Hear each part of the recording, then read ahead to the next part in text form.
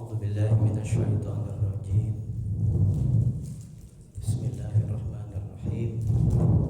الحمد لله رب العالمين والصلاة والسلام على سيدنا محمد أفضل الذاكرين وسيد الشاكرين وإمام المرسلين وخاتم النبيين وعلى آله وأصحابه ومن سلك طريقهم إلى يوم الدين.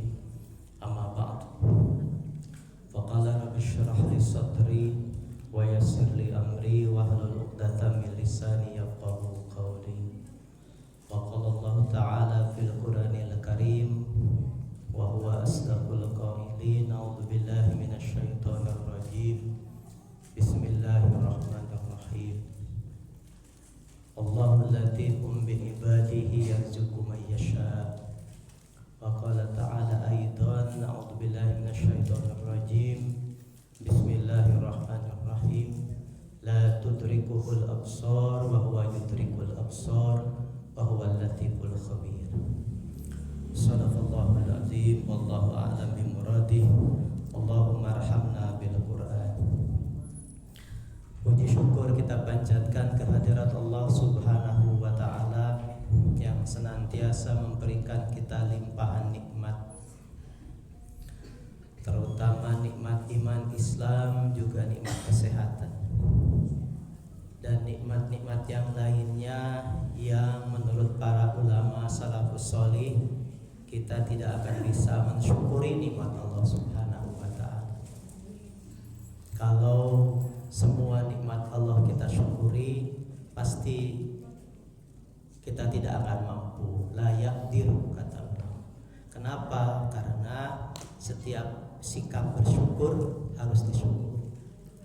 Ibu-ibu bersyukur bisa hadir di majlis taklim ini, di masjid ini, bersyukur. Kemampuan ibu-ibu hari ini bisa hadir di sini harus disyukuri. Terus akan bertingkat. Kesadaran bahwa kita hadir di sini harus disyukuri. Semua harus disyukuri. Belum lagi nikmat-nikmat yang lost dari ingatan kita. Seperti hari ini dari pagi tadi bangun tidur, mungkin tadi malam bangun tahajud. Hidung kita tidak mengalami gangguan sedikit pun. Nikmat sekali hidup ini. Tidak ada kendala apa-apa. Ente mampet, ente pilek, ente bersin wae. Karena pas bangun teh enak we. Kadang-kadang lupa untuk bersyukur. Alhamdulillah hidung abdi lancar gitu. Bisa bernapas. Coba lihat yang di IGD yang harus pakai tabung oksigen, ya itu terasa nikmat. Banyak tangan ini bergerak sama seperti kemarin, bisa memegang, bisa masak untuk suami dan anak-anak. Kadang-kadang kita tidak ingat ini untuk bersyukur. Kaki kita bisa melangkah ke sini, semua mata kita masih normal sampai sekarang, telinga kita masih bisa mendengar. Pokoknya kata ulama kita nggak akan mampu bersyukur. Maka bersyukurlah kepada Allah dengan setiap kondisi keadaan. Maka Rasul mengajarkan doa kita, Alhamdulillah ala kulli hal. Segala puji bagi Allah atas segala keadaan. Apa nikmat yang aku rasakan ya Allah, hari ini aku bersyukur kepadamu. Karena aku tidak bisa menyebutkan satu persatu nikmatmu kepadaku. Saking banyaknya tak akan mampu dihitung oleh kita. Salawat dan salam semoga senantiasa Allah limpahkan kepada junjungan kita Habibana wa Nabiyana Muhammad sallallahu alaihi wasallam, keluarganya, para sahabatnya, dan kita sekalian umatnya sampai hari kiamat. Para ibu jamaah yang dirahmati Allah Subhanahu wa Ta'ala, mudah-mudahan kita senantiasa mendapat kemuliaan dari Allah Subhanahu wa Ta'ala, senantiasa diberikan kesehatan dalam ketaatan dan diberikan rizki, diluaskan rizki dalam keberkahan juga. Amin ya Allah ya Rabbal Alamin. Baik, seperti biasa kita awali. Di awal saya menyampaikan dulu minal aidin wal faizin. taqabbalallahu minna wa minkum siyamana wa siyamakum kullu amin wa antum bi khair. Hapunten tiap abdi selama 1 tahun kemarin sampai hari ini, mohon maaf dan tidak bisa ketemu semuanya ya saat Idul Fitri kemarin ya. Tidak bisa sasalaman langsung. Kita sasalaman hati aja, hati kita sasalaman walaupun tidak ketemu langsung tatap muka. Saya mohon maaf atas kesalahan kehilapan selama mendampingi jamaah semuanya dalam taklim hari Sabtu sore ini. Mohon maaf atas kesalahan dan kehilapan apapun bentuknya. Yang baik dari saya, perbuatan, lisan silahkan diambil, yang buruk ditinggalkan saja.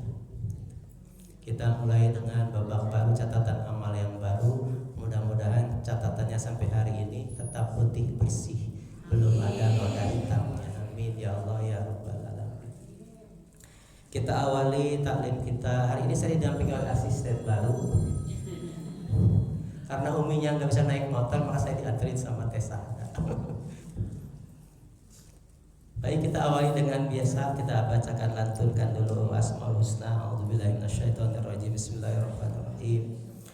Ya Allah ya Rahman ya Rahim ya Malik ya Qudus ya Salam ya Mu'min ya Muhaimin ya Aziz ya Jabbar ya Mutakabbir ya Khaliq ya Bari ya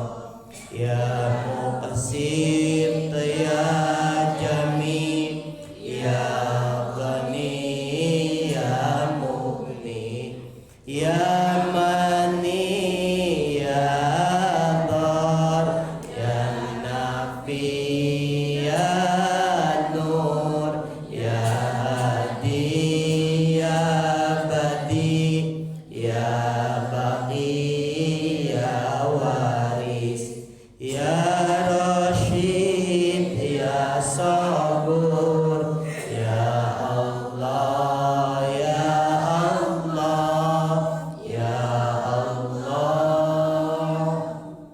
Alhamdulillahirabbil alamin. Bahasan kita sore hari ini Al-Latif. Al-Latif kalau diterjemahkan bahasa Indonesia maha lembut dan maha halus. Al-Latif maha lembut dan maha halus. Di dalam Al-Quran ada 8 secara umum diulang kata Al-Latif dengan kata dasar, tapi yang khusus disebutkan Al-Latif ada 5 surat dalam Al-Quran. 5 kali diulang oleh Allah Subhanahu wa ta'ala kata Al-Latif dalam Al-Quran. Al-Latif ini makna umumnya Allahu latifun ayya'lamu latifal umuri kulliha. Allah itu maha lembut, maha halus. Lembut dan halusnya Allah bermakna Allah mengetahui segala sesuatu. Lembut dan halusnya sesuatu. Jadi Allah itu lembut dan halus dan mengetahui berbagai macam masalah, perkara, semuanya. Allah ya'lamu sirral hayat jami'al makhluqat. Allah mengetahui rahasia hidup ini dan Allah mengetahui setiap rincian hidup makhluknya. Kalau yang lembut, yang halus itu biasanya menyentuh segala perkara. Itu makhluk. Ketika Allah maha lembut, maha halus, seperti kenapa jin disebut makhluk halus? Karena bisa masuk pori-pori tubuh kita. Jin bisa masuk pori-pori tubuh kita. Kalau hidung jelas gede lubangnya. Mulut apalagi besar sekali. Makanya kata Nabi, kalau kita bahasa Sunda helai, menguap, ya bedakan dengan bersin. Kalau bersin itu dari Allah, bersin itu. Tapi atasaum minallah. Tapi kalau helai itu dari setan. Helai itu.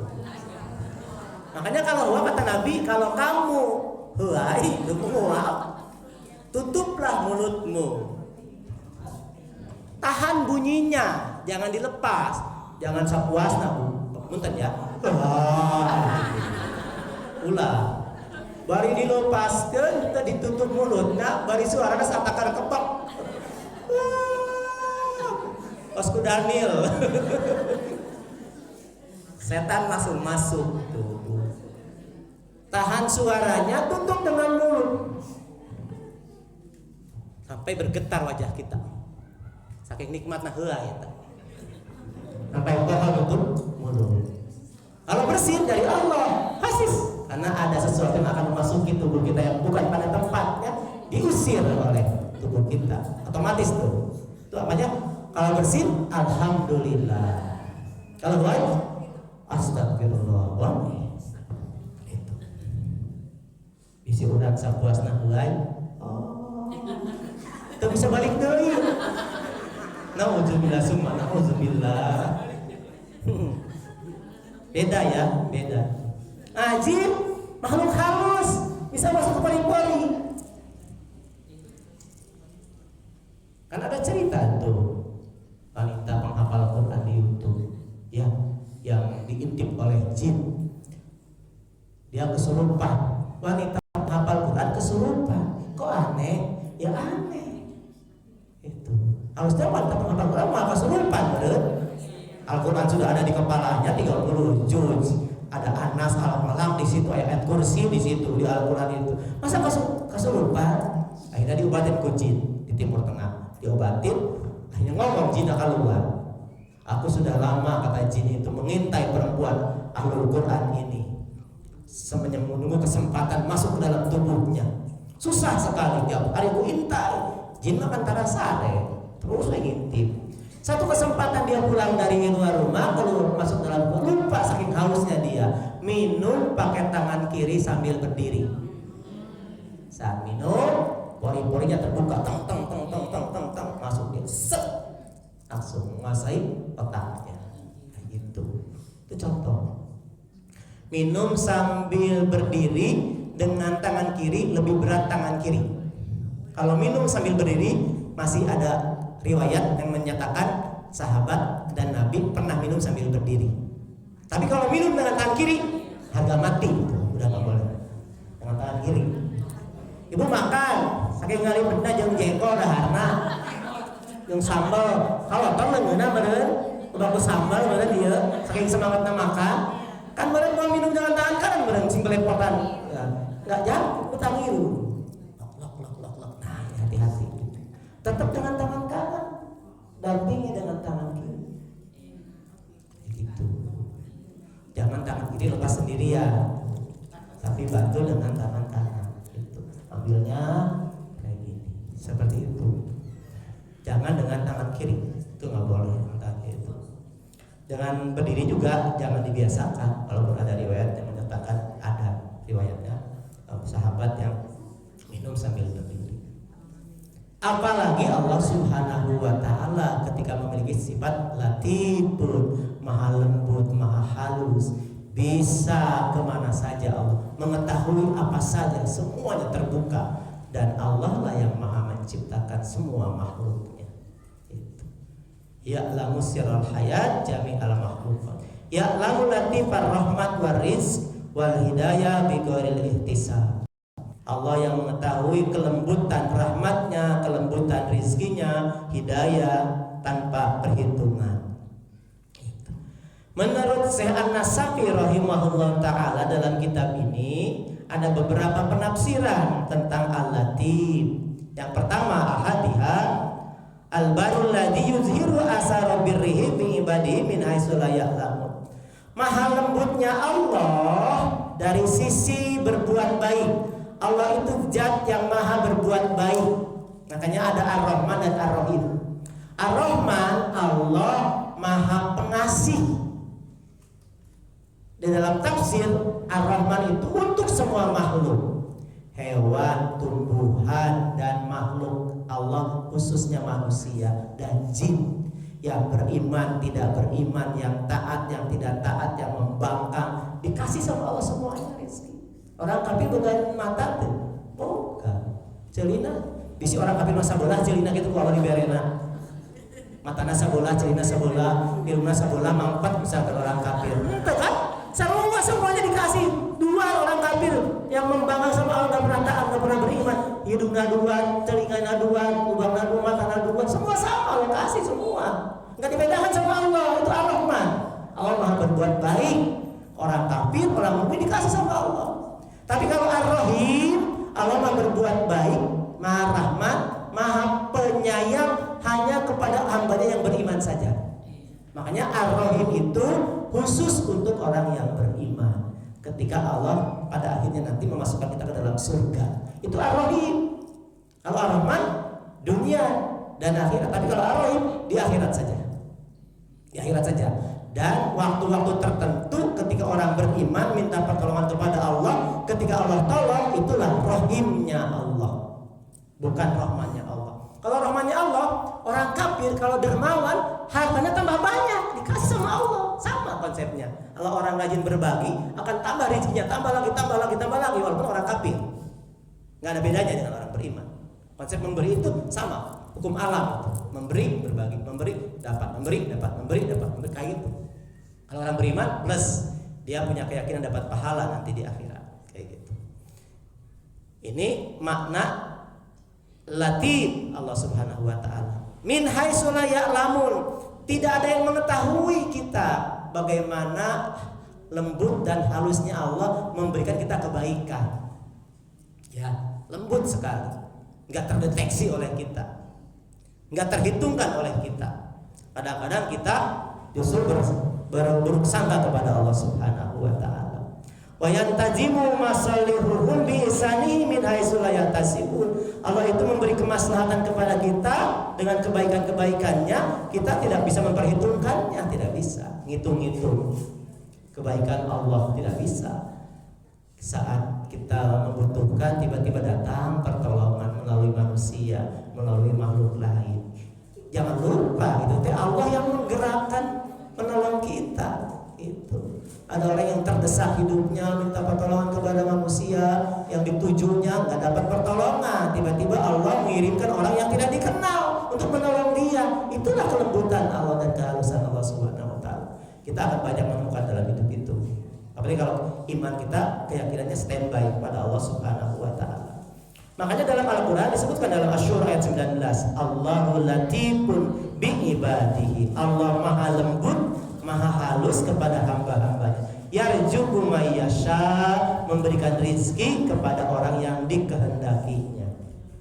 Yang pertama. Yang kedua, wasaniha annahul alim bidaqaiqil umiri wa qawamitiha. Allah itu Maha mengetahui lembut-lembutnya dan halus-halusnya permasalahan dan yang tersembunyi. Allah Maha mengetahui hal yang tersembunyi. Saking lembut dan halusnya Allah mengetahui apa yang tersembunyi.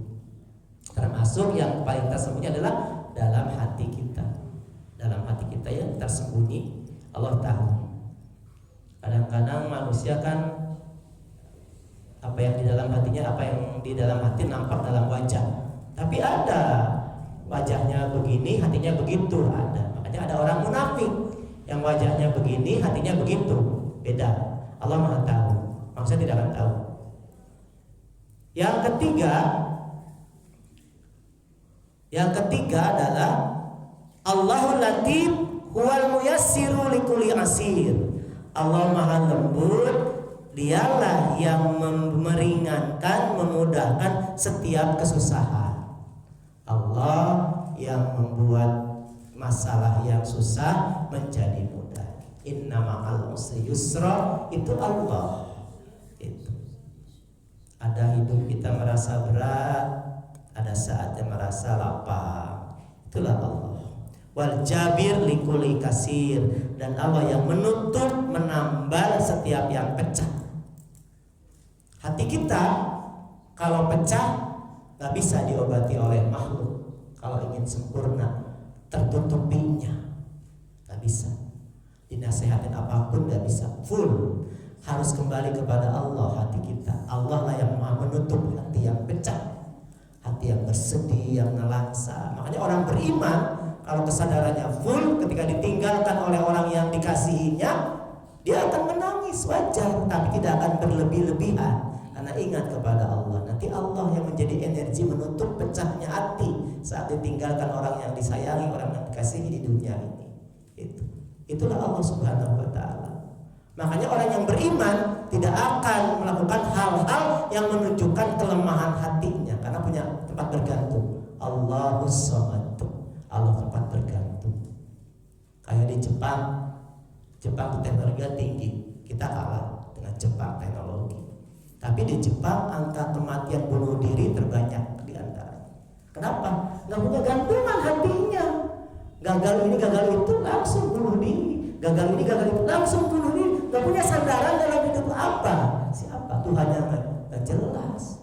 Kayak gitu. Kalau kita punya Allah, orang beriman benar-benar hancur dan udah celaka. Kalau sampai orang beriman bunuh diri, berarti nggak ada Allah di hati itu yang bisa menutupi pecahnya hati. Makanya sandarannya adalah Allah Subhanahu wa ta'ala. Wal jabir likulli kasir. Allah al-latif man atofa satara. Allah adalah zat yang ketika memberi menutupi. Ketika memberi menyempurnakan pemberiannya. Tinggal kita bagaimana melihatnya. Nah, ini makna Allah al-Latif. Gitu ya, makna Allah yang Latif. Syekh An-Nasafi bahasan al-Latif ini sangat sedikit sekali, tapi itu sudah bisa mewakili apa makna dari al-Latif ini. Tinggal kita kemudian Syekh An-Nasafi menutup pembahasannya dengan tanwih. Hadzul abdi minhu ayanzura bi khalqil janin. Seorang hamba kalau ingin tahu bagaimana al-Latifnya Allah, lihat proses berkembangnya janin dalam perut ibu. Kata beliau, wa hifdzihi fir rahim. Bagaimana Allah menjaga janin itu di dalam rahim. Di dalam rahim. Itu maha lembut dan latifnya Allah. Wa taqdiyatihi minas surrah. Allah ngasih makan janin melalui pusar ibunya. Ya. Melalui pusar ibunya. Ila ayan fasila ayan takhil, sampai dia nanti berpisah. Ila tanawuli bil fami, sampai dia punya mulut sendiri. Suma ilhamihi bittiqami syaddi, sampai dia nanti lahir kemudian punya sebelum lahir dia punya mulut, punya jalan masuk itu untuk nanti ketika keluar dia bisa menyusui ibunya dan seterusnya. Itu proses yang luar biasa. Ya, proses yang luar biasa. Kemudian Allah ciptakan summa takhiril khalqil asnan ila waqtil hajat. Kemudian Allah tumbuhkan giginya pelan-pelan ketika dia sudah lahir. Proses itu bagaimana Allah menunjukkan kemahalembutan dan kemahalusan Allah Subhanahu wa taala. Itu. Udah mau dibayar kurang kita orang kan tengah kan dikira betul. Bayar enggak kok kita? Nah, bahaya. Urang ge enggak di kamar anu ngedongangina kurang panas. Ieu bae eueuh. Dibawa ke mana-mana, dibawa ke pasar, dibawa ke mana, goyang-goyang gitu. Oh, dibawa lompatan, kadang-kadang olahraga. Kita banyak pada lihat sirah di jero kita. Itu. Coba orang bayangkan itu menunjukkan kemahalembutan, kemahalusannya Allah menjaga janin. Ini Syekh An-Nasafi nyuruh kita untuk mengkaji itu, memikirkan. Masya Allah, luar biasa ya. Itu dari mulai bayi itu di dalam proses pertumbuhannya sebulan, 2 bulan, sampai 4 bulan dikasih ruh, kemudian mulai dia makan dari plasenta yang terhubung dengan ibunya, kayak gitu. Makanya ibu hamil jangan makan sembarangan, gitu kan? Karena tersalur dengan bayi sampai dia kemudian lahir ke alam dunia. Terus seperti itu prosesnya. Dia dari mulai tidak punya gigi terus tumbuh gigi dan seterusnya, masya Allah, luar biasa.